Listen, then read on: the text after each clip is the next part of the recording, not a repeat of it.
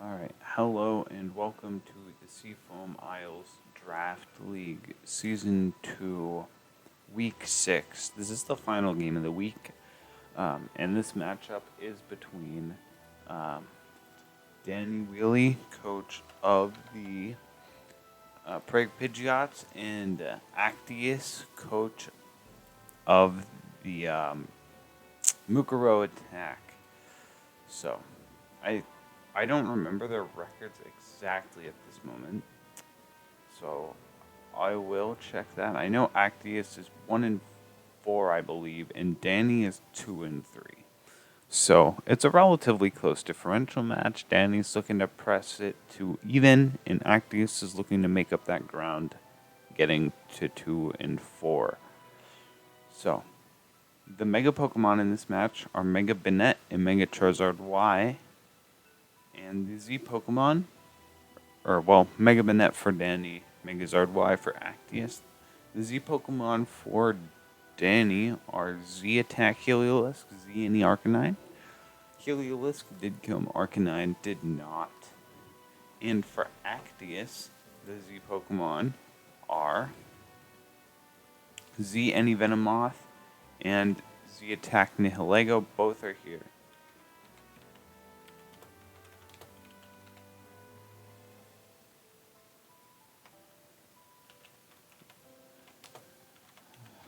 So, here is... Now we'll start talking matchup. It looks like Megazard Y is a giant problem. I know Heliolisk is faster and all that, but the thing is, Heliolisk is pressured by a lot. AV Electros, namely, as well as Nihilego. I would say Lando T, but HP Ice is be like... especially if it's like Ice Gem, HP Ice, that could just delete Lando. But I think Electros is more or less the thing that's stopping it. And other than that, that's the only Pokemon that is faster than Charizard Y without a Scarf. So, Urshifu Wrap, or Single Strike, whoosh. That is faster than Megazard Y with... I think everything except for Bronzong is faster with this... Oh, Bronzong and Dragalge are slower without Scarf. Heliolisk is the fastest Pokemon, so I guess Danny technically has defined speed control in that regard. Venomoth looks pretty neat this game with Quiver Dance. If Urshifu has Sucker Punch, it's kind of done for, I would say. And Nihilego is alright. It's just Bronzong is really annoying for it. It's only going to really get the chance to capitalize on Celebi and Banette. And even then, Banette is kind of just going to live most one-hits. And Celebi will live non-Sludge Wave. So, it's a lot of back and forth. Urshifu Single Strike is absolutely a nuke. Heliolisk is the fastest Pokemon. And Banette just breaks things down. I think Trick Room Bronzong into Dragalge could be a huge problem because of Water Gem Surf or just straight up Specs Draco, Dragalge. The resist is Klefki, but if it's Water Gem Surf, Klefki's going to take, I'm pretty sure, a KO from that. So that's just the main thing to look out for. That also would hit Nihilego. So that's pretty much all that is due in that terms.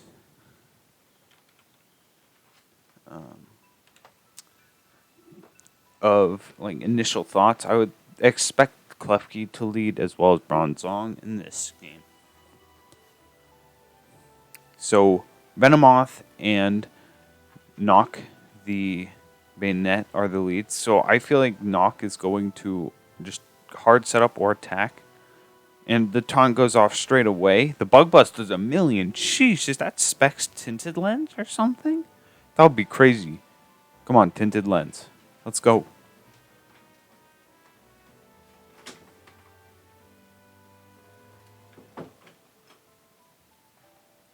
And we see an immediate switch into Bronzong there on the Bug Buzz.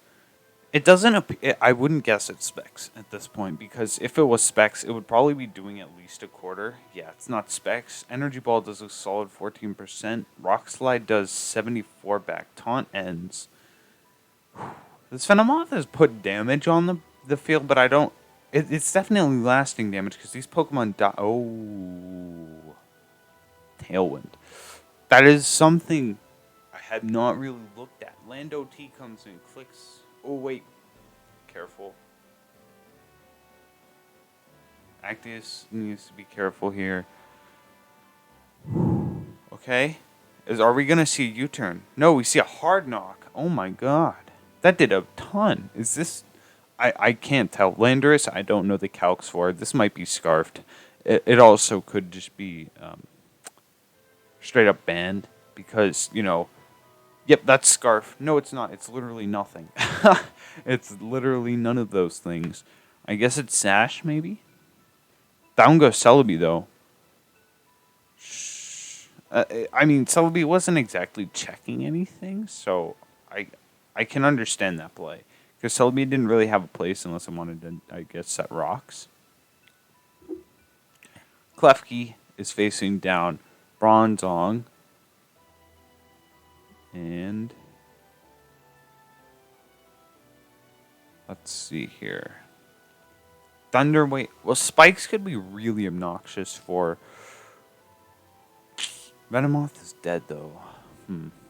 Spikes could be annoying for Heliolisk and Dragalge due to lack of recovery, especially Heliolisk if it wants to pivot, but it's looking like this is more cut and dry, like hit and run type of game. The Tailwind for Landorus was certainly interesting, I must say. Earthquake comes out and just blows up the jellyfish. This is an offensive Bronzong. Interesting to me. In comes Guy. Gonna go for a knockoff because he is Guy. Knockoff will not kill from here, if I had to bet. Because this isn't life orbed. What is this? Is this Boots? Interesting. It's not Choice Demon. I guess it could be Sash. Knockoff comes off, does 1.5 billion. God, dude, this thing is so strong. Earthquake will definitely kill from this range. There's no denying that.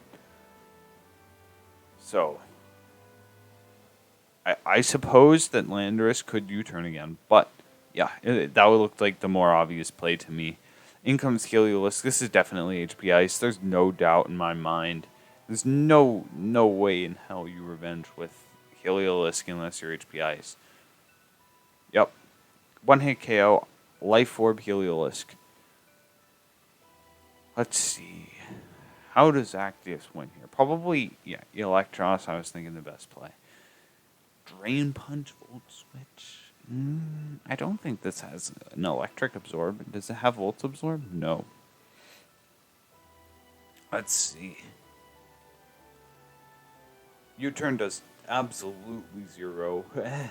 So this looks like a bulkier guy. Brick Break does nothing because Knock is immune. Shadow Claw does over half. Knockoff kills back though. And that is going to... It's a Life Orb Heliolisk. Nothing wrong with that though. It's pretty smart actually. Alibi. Alibi. I think it's Alibi. I'm just going to stick with that for the rest of the game. Danny has like... I'm not going to call them weird nicknames because that would be mean. Just nicknames that I don't know how to pronounce. That's fair, I would say. In comes Mutang. Mutang? I think that's what he said. He told me this was Mutang. So, in comes Mutang. Alright. Is this heat proof? I'm still yet to see if this is heat proof or levitate. It's heat proof. And Rock Slide misses. Oh boy. I doubt it really matters though because Heliolisk comes in, clicks Thunderbolt. Flamethrower does finish that. I firmly believe that Heliolisk cleans up though. If it doesn't, I will be incredibly surprised. So we'll see here. Can Heliolisk win the game? Drum roll. That's probably really annoying. I'm going to stop. Let's see. It does look like it's going to win that finish. It's dry skin. Wait, for what? Manaphy. Oh, it's dry skin to take advantage of Manaphy. It's smart.